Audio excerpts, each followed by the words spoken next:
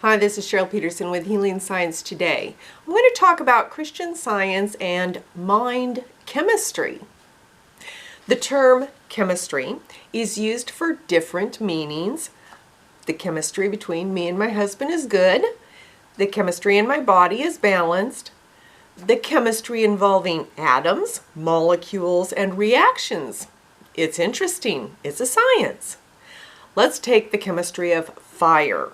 Fire is a chemical reaction that produces different molecules and energy.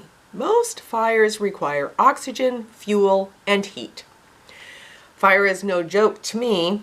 I grew up in the desert where fire jetted through sagebrush and cheatgrass before you could blink.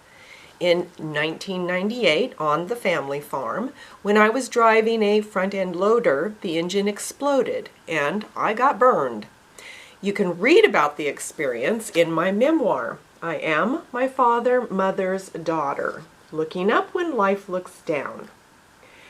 But I could say that this verse from the Bible, 1 Peter, sums up that experience.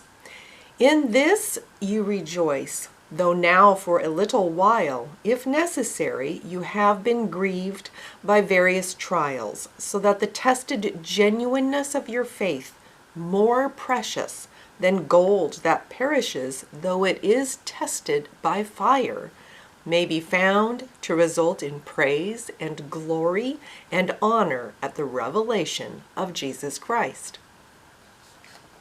Fire as a purifier is mentioned in that verse, but generally, any reference to fire in the Bible comes across not as purifying, but as horrifying.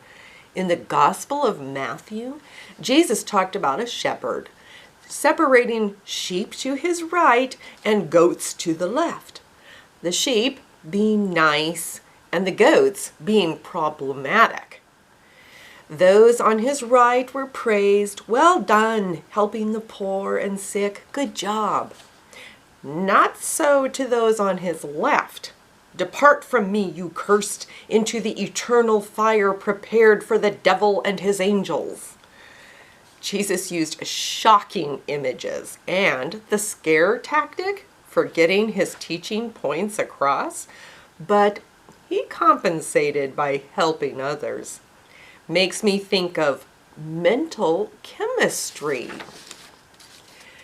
This is another story from Matthew. A man brought his son to Jesus for healing. The father told Jesus, "Lord, have mercy on my son, for he has seizures and he suffers terribly, for often he falls into the fire and often into the water. And I brought him to your disciples and they could not heal him." Jesus answered, "Oh, faithless and twisted generations, how long am I to be with you? How long am I to bear with you? Bring him here to me." And Jesus rebuked the demon, and it came out of him, and the boy was healed instantly. In the imagery of fire and water, and the words shooting back and forth between the people in the group there, again I see mental chemistry. Thoughts of desire, patience, mercy, troubled hearts. They're moving, interacting, bombarding, disappearing, just like in chemistry with atoms and molecules. Jesus' followers must have glimpsed this mental chemistry and wanted to know more. The disciples came to Jesus privately after the boy was healed and said, "Why could we not cast it out?" Jesus said, "Because of your little faith. For truly, I say to you, if you have faith like a grain of mustard seed, you will say to this mountain, 'Move from here to there,' and it will move, and nothing will be impossible to you." If you read about the fire that I mentioned in my book, I Am My Mother's Daughter, let me know if you recognize good mental chemistry in the emergency room where I was taken after the fire. I'm also going to read from 21st Century Science and Health with Key to the Scriptures, a modern version of Mary Baker Eddy's Science and Health. Mental reactions occur, similar to chemical reactions.